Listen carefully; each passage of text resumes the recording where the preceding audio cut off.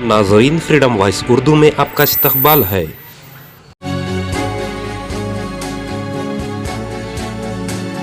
नाम देश का लिया जाता है और तिजोरियां दोस्त की भरी जाती है। ऐसी आर्थिक नीतियां आज इस देश के अंदर लाई जा रही है। सबसे पहले मैं एक नौजवान होने के नाते भारतीय राष्ट्रीय कांग्रेस की जो मौजूदा स्टीयरिंग कमेटी है, उसने जो संविधान में एक संशोधन किया है कि पार्टी प्रतिनिधित्व में हर एक स्तर पर 50 वर्ष से कम उम्र के व्यक्ति को 50% तक सीट जो आरक्षित किया गया है, मैं इस देश के नौजवानों के बिहाफ पर भारतीय राष्ट्रीय कांग्रेस को कोटि कोटि धन्यवाद करना चाहता हूं। दोस्तों, मैं समझता हूं कि ये एक महत्वपूर्ण रेजोल्यूशन है। महत्वपूर्ण रेजोल्यूशन इसलिए है कि आप सब जानते हैं कि भारत दुनिया का सबसे नौजवान देश है। दुनिया का हर 5वां नौजवान कोई ना कोई भारतीय है। ऐसे वक्त में देश की दशा क्या होगी, देश की राजनीति क्या होगी, समाज का स्वरूप क्या होगा और हमारे आने वाले भविष्य का मुस्तकबिल क्या होगा, इसको इस देश का नौजवान तय करेंगे। कांग्रेस पार्टी ने इस बदलाव को महसूस किया है, उसके लिए हम अपने वरिष्ठ नेतृत्व को बहुत बहुत धन्यवाद देना चाहते हैं।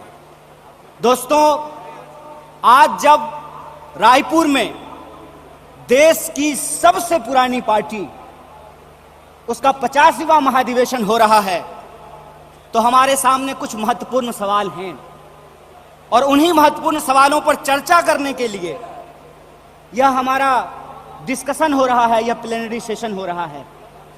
और यहां मैं आपके बीच मौजूद हूं हमारे देश के इकोनॉमिक, आर्थिक और राजनीतिक रेजोल्यूशन क्या होना चाहिए उसके संबंध में कुछ बातें रखने के लिए। सबसे पहली बात तो हमको यह समझना चाहिए, देश की अर्थव्यवस्था देश के लोगों को नजरअंदाज करके नहीं चल सकती है। कोई भी ऐसी आर्थिक नीति जिसमें देश के लोगों को नजरअंदाज किया गया है, वो आर्थिक नीति देश की आर्थिक नीति नहीं हो सकती है। और आज हम जिस मोड़ पर खड़े हैं, हम देख रहे हैं कि नारा देश का लगाया जाता है, नाम देश का लिया जाता है और तिजोरियां दोस्त की भरी जाती है। ऐसी आर्थिक नीतियां आज इस देश के अंदर लाई जा रही है। मेरा एक सीधा सवाल है इस देश के हुक्मरानों से, कांग्रेस पार्टी का एक आम कार्यकर्ता होने के चलते, कि ऐसी कौन सी ऐसी नीति है कि देश गरीब हो रहा है। हमारा आर्थिक आंकड़ा हमको बताता है कि देश में सबसे ज्यादा बेरोजगारी है आज के वक्त में। कोई ऐसा सेक्टर नहीं है जहां बेरोजगारी सर चढ़ करके बोल नहीं रही है।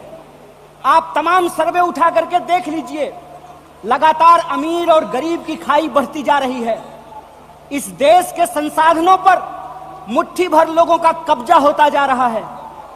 वैसी परिस्थिति में जो देश की संकल्पना है, जिसको महात्मा गांधी ने देखा है, जिसको मौलाना अबुल कलाम आजाद ने देखा है, जिसको सुभाष चंद्र बोस ने देखा है, जिसको श्रीमती इंदिरा गांधी ने देखा, जिसको स्वर्गीय राजीव गांधी ने देखा, जिसको इस देश की संविधान ने इस रूप में वर्णित किया है कि देश देश के लोगों से बनता है।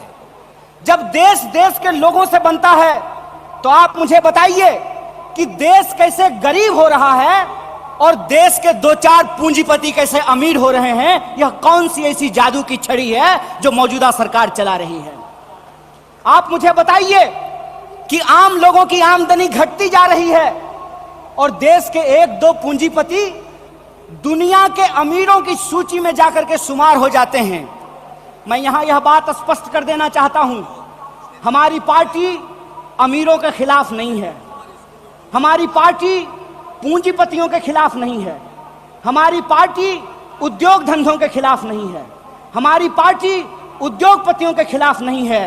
लेकिन हम ऐसा देश नहीं चाहते हैं जहां आम लोगों के पास रोटी नहीं हो और प्रधानमंत्री के पास चलने के लिए 8,500 करोड़ का विमान हो।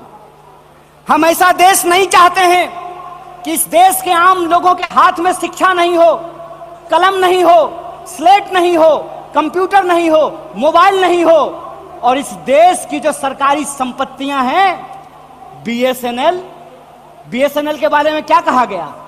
बीएसएनएल के बारे में कहा गया, बीएसएनएल का मतलब होता है भाई साहब नहीं लगेगा। अरे भाई साहब नहीं लगेगा तो आप मुझे बताइए कि जियो धन धनाधन कैसे करेगा? यह सवाल आज इस देश के सामने खड़ा है। सरकार क्या करेगी? यह सवाल मैं पूछना चाहता हूं इस देश के नीति निर्माताओं से कि अगर एयर इंडिया नहीं होगा, जब देश में नहीं होगा एयर इंडिया, तो आप बताइए क्या करेंगे ज्योतिरादित्य सिंधिया? जब एयर इंडिया नहीं होगा, जब रेलवे नहीं होगा, जब बीएसएनएल नहीं होगा, तो मैं कहता हूं कि इस देश में मंत्री की क्या जरूरत है? जब देश में जनता नहीं होगी तो फिर इस देश में सरकार की क्या जरूरत है? जब देश में स्कूल नहीं होगा, अस्पताल नहीं होंगे, सड़कें नहीं होंगी, तो आप मुझे बताइए कि फिर संसद की क्या जरूरत है? इस देश की जो पूरी की पूरी संकल्पना है, उस संकल्पना को आज एक बार फिर से कांग्रेस के राष्ट्रीय महाधिवेशन में पुनर्विचारित करने की जरूरत है। देश का मतलब होता है देश में रहने वाले लोग। डीडी नेशनल पर एक कार्यक्रम आया करता था, नेहरू जी की किताब है discovery of India. Discovery of India के एपिसोड में नेहरू जी आम लोगों से पूछते हैं कि बताइए कौन है भारत माता? किसको भारत माता कहते हैं? भारत माता इस देश में रहने वाले लोग हैं। जब हम भारत माता की जय बोलते हैं तो भारत माता की जय बोलने का मतलब है इस देश के 140 करोड़ लोगों की जय। और 140 करोड़ लोगों की जय का मतलब है कि 140 करोड़ लोगों के हाथ में पढ़ाई हो, 140 करोड़ लोगों के हाथ में काम हो, 140 करोड़ लोगों के लिए रोजगार की व्यवस्था हो, 140 करोड़ लोगों के लिए इलाज की व्यवस्था हो, 140 करोड़ लोगों के लिए चलने के लिए सड़कें हो, गाड़ियां हो, रेलवे हो, हवाई जहाज हो। और आपने देखा कि देश में कुछ लोग लोकतंत्र को अपनी बपौती समझ लिए हैं। अभी जब मैं हवाई जहाज की बात कर रहा था तो मुझे दिल्ली एयरपोर्ट याद आ गया। दिल्ली एयरपोर्ट पे भारी जो है सिक्योरिटी फोर्स आई थी हमारे एक नेता को गिरफ्तार करने के लिए। तो मैं दिल्ली में बैठे हुए हुक्मरानों को इस महाधिवेशन के माध्यम से कहना चाहता हूं, आपको मालूम नहीं है भारतीय राष्ट्रीय कांग्रेस का इतिहास। आपके पुरखों ने जिन अंग्रेजों की चापलूसी की थी, उन अंग्रेजों से लड़ करके हमने इस देश को आजादी दिलाई। इस बात को याद रखिएगा। ना आपके जेल से डरेंगे, ना आपके मुकदमे से डरेंगे, ना आपकी लाठियों से डरेंगे, ना आपकी गोलियों से डरेंगे। भारतीय राष्ट्रीय कांग्रेस इस देश की पार्टी है और इस देश के हकूक के लिए लड़ती रहेगी। इस बात को याद रखिएगा। और आज के समय में जो आर्थिक लूट की नीतियां चल रही हैं कि प्राइवेटाइजेशन ऑफ प्रॉफिट और सोशलाइजेशन ऑफ लॉस, फायदा होगा तो अदानी का और नुकसान होगा तो एलआईसी का, ये हम नहीं चलने देंगे। इस बात को आप याद रखिएगा। फायदा होगा तो प्रधानमंत्री जी के दोस्त का और नुकसान होगा तो इस देश के आम लोगों का पैसा जो एसबीआई में पड़ा हुआ है उसका, ये हम नहीं चलने देंगे। इस बात को याद रखिएगा। इसीलिए हमारा पॉलिटिकल और इकोनॉमिक रेजोल्यूशन ये है कि भारतीय राष्ट्रीय कांग्रेस इंडियन कॉन्स्टिट्यूशन का सेफ गार्ड है। हम इंडियन कॉन्स्टिट्यूशन के पहरेदार हैं। हम इंडियन कॉन्स्टिट्यूशन के असली चौकीदार हैं। इस बात को याद रखिएगा। और इंडियन कॉन्स्टिट्यूशन इस बात को रिजॉल्व करता है, we the people of India.